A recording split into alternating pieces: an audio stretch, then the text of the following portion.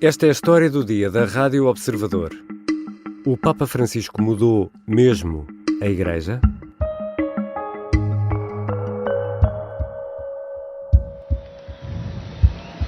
Annuncio vobis gaudium magnum.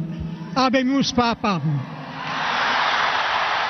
Ao final da tarde de 13 de março de 2013, depois do fumo branco libertado pela chaminé da Capela Sistina, o mais velho entre os cardeais diáconos, o francês Jean-Louis Taurin, anunciava à cidade e ao mundo o nome do novo Papa. Jorge Mário Bergoglio assumiria o nome de Francisco. Qui sibi nomen imposuit Franciscum. Sorridente, na varanda de São Pedro, no Vaticano, o Papa saudava os milhares de fiéis que enchiam a praça e ironizava ao dizer que os seus irmãos cardeais tinham ido ao fim do mundo encontrar um novo bispo para Roma. I miei fratelli cardinali sono andati a prenderlo quasi alla fine del mondo, ma siamo qui. Agora, 10 anos depois, em entrevista ao Infobay, um jornal argentino, o Papa mostra a abertura para discutir o celibato dos padres. O sea que disciplina podría revisarse. Sí. Una cosa que se... De hecho, todos los de la Iglesia Oriental están casados, los que quieren, ¿no? Ahí hace una opción. Mas terá Francisco operado uma revolução na Igreja Católica? Há mudanças efetivas numa instituição com mais de 2000 anos? Vou conversar com o jornalista João Francisco Gomes, especialista do Observador em Religião.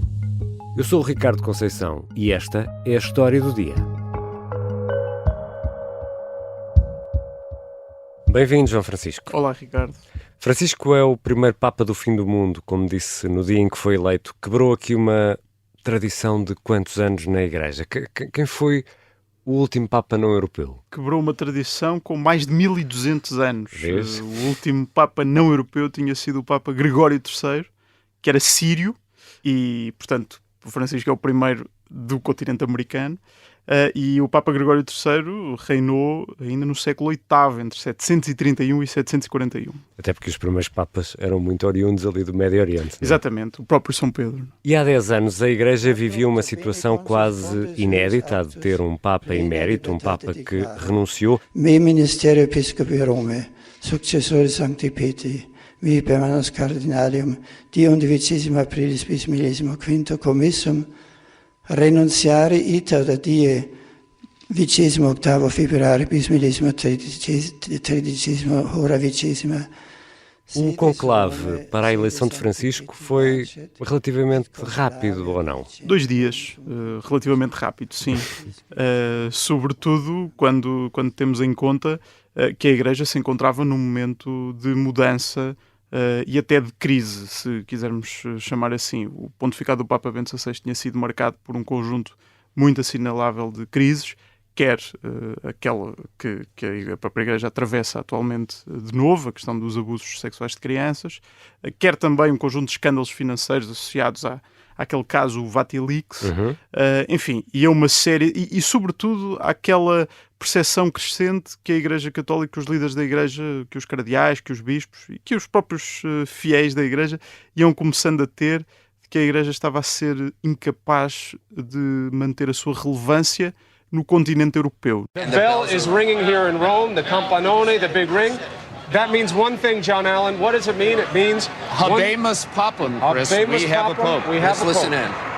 E também por isso o conclave, esta reunião magna dos cardeais eleitores em Roma, fechados à chave, daí o nome conclave, dentro da Capela Sistina para escolher o novo Papa, tenha sido até surpreendentemente rápido.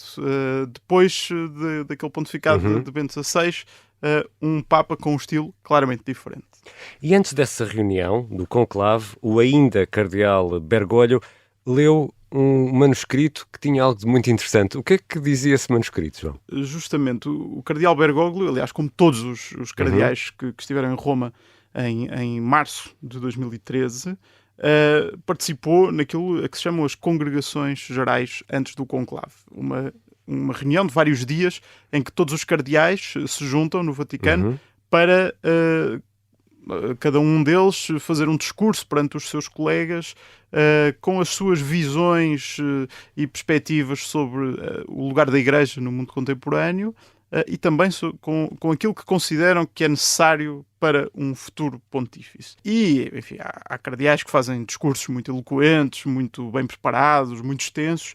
O cardeal Bergoglio, que vinha lá da Argentina, trouxe uma pequena folha manuscrita, escrita dos dois lados, portanto 2 páginas, em que se pode resumir basicamente numa expressão que, entretanto, tem acompanhado todo o seu pontificado. A ideia de que a Igreja tem de sair de si mesma, tem de evitar a autorreferencialidade, tem de evitar aquela ideia de existir para si própria e tem de procurar as periferias. E o Papa Francisco usa esta expressão com muita frequência, procurando fazer com que a Igreja busque não só as periferias geográficas, até o próprio ir além da Europa, ir além deste mundo em que a Igreja se autocentrou durante muitos séculos. E isso vê-se nas visitas que fez, não é? Isso vê-se nas viagens que foi fazendo ao longo do pontificado, a muitos lugares do mundo, até onde existem conflitos armados e muitas vezes foi a primeira vez que um Papa ali foi, mas também aquilo que o Papa classifica como as periferias existenciais, ou seja, aquela ideia de chegar às pessoas que estão à margem, marginalizadas, os mais pobres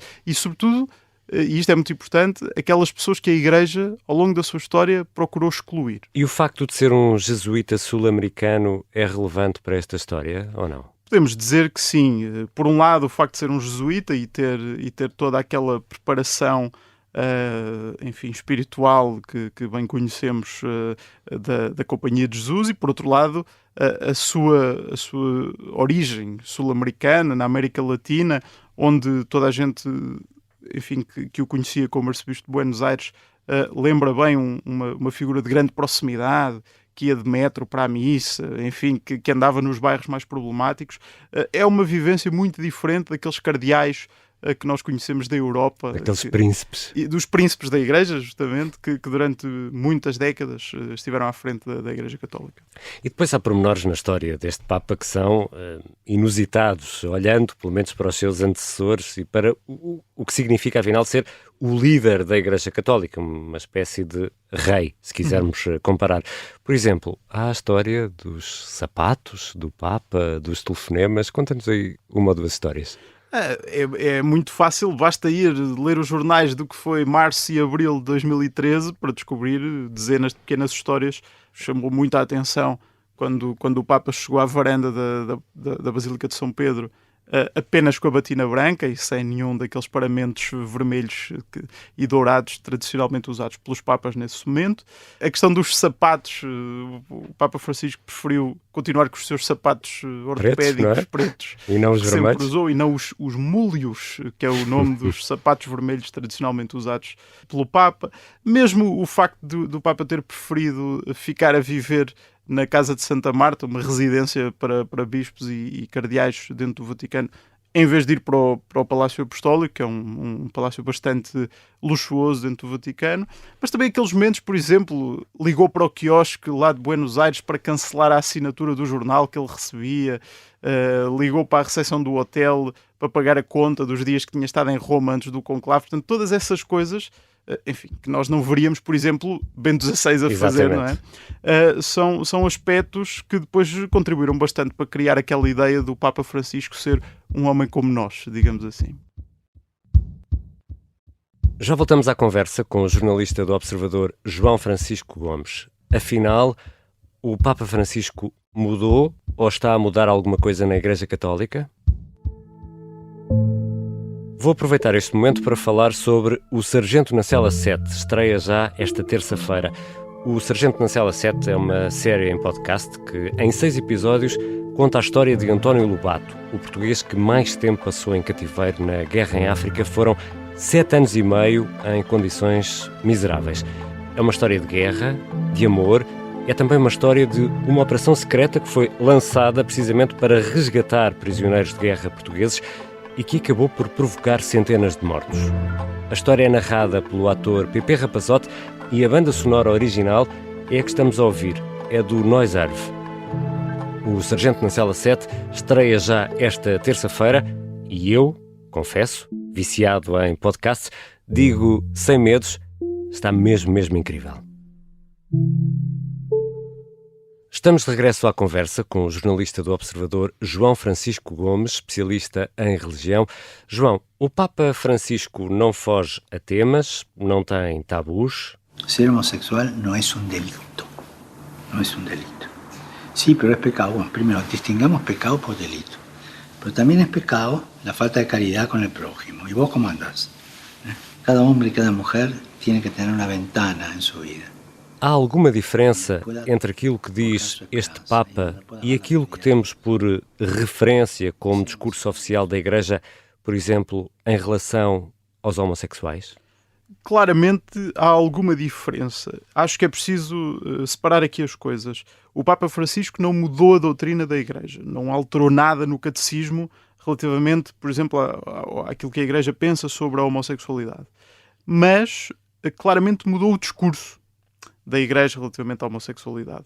Enquanto historicamente a Igreja sempre adotou um discurso de exclusão das pessoas homossexuais, no fundo ficando muito colada àquilo que é o discurso oficial do catecismo, de que a Igreja de que a homossexualidade é desordenada, enfim, moralmente criticável, etc.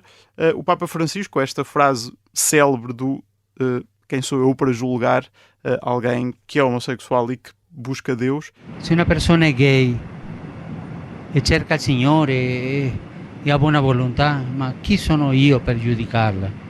No fundo, cria a possibilidade de um novo debate sobre este assunto dentro da Igreja Católica. Um debate que parecia fechado e impossível de ter até há bem pouco tempo. Mas eu mais dirò que o silêncio é um remédio. Ignorare il figlio o a filha com tendência homossexual é uma mancança de paternidade e maternidade. Por exemplo, basta pensarmos que o Papa Francisco já se posicionou favoravelmente à ideia de casamentos civis entre pessoas do mesmo sexo, algo que a Igreja classificava como imoral historicamente. E, portanto, o Papa Francisco tem sempre esta ideia de pôr as pessoas antes dos temas.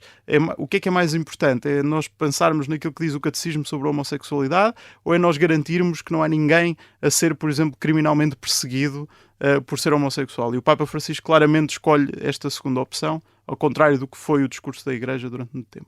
E já que estamos a falar de temas fraturantes, a ordenação de mulheres é outro desses temas. Francisco citou uma frase de João Paulo II que neste capítulo deixou muitas pessoas desanimadas, João. Sim, não necessariamente uma frase, mas um documento bastante extenso, aliás, em que João Paulo II tinha deixado a porta bem fechada à possibilidade de as mulheres acederem ao sacerdócio. E o que o Papa Francisco disse foi: a última palavra que a Igreja disse sobre este assunto foi a de João Paulo II e ela permanece. Ou seja, até ver, não há nenhuma novidade sobre a possibilidade das mulheres acederem à ordem. E que palavra era essa, João? Naquela carta apostólica de 1994, João Paulo II diz: a Igreja não tem, e estou a citar, absolutamente a faculdade de conferir a ordenação sacerdotal às mulheres. E esta sentença deve ser considerada como definitiva por todos os fiéis da Igreja. Bom, o Papa Francisco, ao voltar a falar do assunto, pelo menos volta a abrir o debate sobre uma coisa que era considerada definitiva na década de 90. Isso quer dizer, João Francisco, que o Papa não avança com rupturas fraturantes, mas nós temos a sensação de que há, por exemplo, mulheres nomeadas para postos importantes na Igreja, ou não? Sim, claramente. O Papa Francisco tem nomeado mulheres para vários cargos importantes na Cúria Romana e mencionas isso, e muito bem, porque acho que o ponto aqui fundamental, mais até do que um debate sobre se as mulheres devem ou não ser ordenadas padres, o Papa Francisco tem aberto um debate sobre o lugar dos leigos na Igreja. Ou seja, e o Papa Francisco tem esta perspectiva: se nós achamos que a igualdade de género na Igreja se atinge permitindo que as mulheres também sejam padres, isto é só mais uma forma de clericalismo. É clericalizar as mulheres. É dizer que a única maneira de ter poder na Igreja é pertencer ao clero. E o que o Papa prefere, e claramente tem-no dito, e tem sido essa a linha orientadora do Papa, é outra coisa diferente. É a ideia de que a Igreja tem clérigos, mas também tem leigos, mas também tem freiras, mas também tem uma diversidade de pessoas, e que todas elas, por igual, têm acesso à autoridade e ao poder. E, portanto, o que o Papa tem feito, gradualmente, é reduzir o número de cargos das instituições da Igreja que estão reservados para os membros do clero. Ao fazê-lo, quando abre um cargo, há a possibilidade de ser nomeado um leigo, passa a poder nomear um homem, uma mulher, quem quiser. E assim dá mais poder aos civis, aos leigos, nomeadamente às mulheres, é isso? Exatamente. E temos de falar ainda da própria organização do Vaticano, da chamada Cúria, a corte, o governo do Papa. Há também mudanças aqui? Há mudanças, bastantes, na verdade, a reforma da Cúria Romana era o grande projeto do pontificado do Papa Francisco. Aliás, um projeto que ficou concluído no ano passado, que entrou em vigor no verão de 2022 e que traz várias mudanças para, enfim, a organização da Cúria Romana. A Cúria Romana podemos classificá-lo como um governo. Se a Igreja Católica, a nível global, fosse um país, a Cúria Romana era o governo, com os vários ministérios, etc.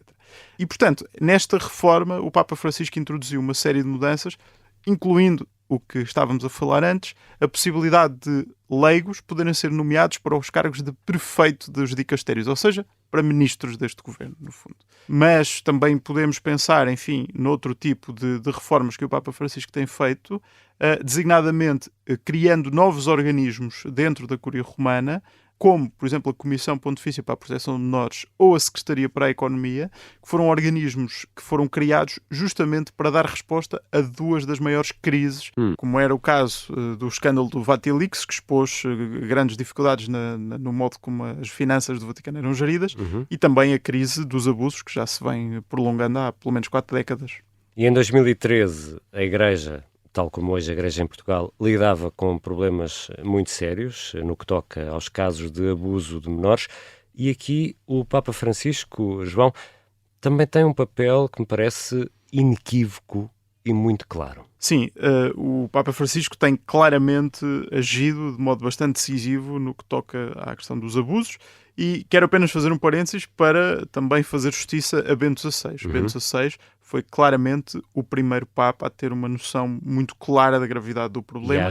E a agir. Aquela carta de 2010 aos católicos da Irlanda é um documento central. Mas claramente o Papa Francisco veio trazer uma nova força a este combate aos abusos dentro da Igreja, e gostava de sublinhar apenas um episódio muito concreto que tem a ver com o ano 2018. O ano 2018 foi terrível para a Igreja Católica, e o Papa Francisco, consciente de que era preciso dar um murro na mesa, digamos assim, de que esta crise já se estava a arrastar há demasiado tempo, decidiu convocar para fevereiro de 2019, com 6 meses de antecedência, o que no contexto da Igreja Católica é muita rapidez, e acho que é importante sublinhar isto, uma cimeira com os bispos de todo o mundo, os presidentes das conferências episcopais de todo o mundo, para debater justamente a questão dos abusos, para perceber o que é que a Igreja estava a fazer de bem e mal, sobretudo muitas coisas que estava a fazer de mal, e para começar a desenhar muitas das medidas inovadoras que temos visto ser aplicadas ao longo dos últimos 2 anos. Portanto, foi um momento claramente de viragem para a Igreja. Nomeadamente a constituição de comissões para receber e investigar queixas de abusos. Il Santo Popolo di Dio ci guarda e attende da noi non semplici e scontate condanne, ma misure concrete ed efficaci da predisporre. Ci vuole concretezza. E ainda há aquela dúvida de que já falámos aqui na História do Dia, mas que permanece ainda agora com a casa arrumada, como explicavas, João Francisco. Poderá Francisco renunciar? Sim, há claramente aquela ideia de missão cumprida, não é? Que paira sobre o Papa Francisco, sobretudo depois da reforma da Cúria Romana, e claramente sim, o Papa Francisco ao longo dos últimos 10 anos foi deixando sinais muito claros de que poderá seguir o exemplo de Bento XVI e sair do papado por renúncia, digamos assim. Agora, quando é que o vai fazer é uma questão diferente. Não creio que o vá fazer para já. Há um processo do sínodo em curso na Igreja a nível global, que é uma das grandes bandeiras do Papa, e ele não poderá, ele não quererá, digamos assim, sair da Igreja Católica, deixar de ser Papa antes desse processo estar concluído, porque, enfim, não terá a certeza de que o processo chega a bom porto com outro Papa que não ele. Por outro lado, vários analistas da política eclesiástica dizem que o Papa Francisco gostaria de ainda estar presente na abertura do jubileu de 2025 e, portanto, tem sido apontado para o início de 2025 a possível renúncia do Papa Francisco. Agora, ele tem sido muito claro que sairá por questões de saúde. E aqui chegados, João Francisco Gomes, o Papa Francisco mudou ou está realmente a mudar alguma coisa na Igreja? Mudou. Não mudou a doutrina, como muitos poderão achar, mas mudou o estilo e, sobretudo, abriu conversas e debates muito importantes para a renovação da Igreja que até há bem pouco tempo pareciam impossíveis dentro da Igreja. Obrigado, João Francisco. Obrigado. João Francisco Gomes é jornalista do Observador, especialista em religião. Esta foi a história do dia. Os sons que ouvimos neste episódio foram retirados do YouTube, do Vaticano News, da CNN Internacional, da Associated Press e agência Reuters. Este episódio contou com a colaboração dos jornalistas Nadine Soares e Vasco Maldonado Correia, sonoplastia de Beatriz Martel Garcia e a música do genérico é do João Ribeiro. Eu sou o Ricardo Conceição. Até amanhã.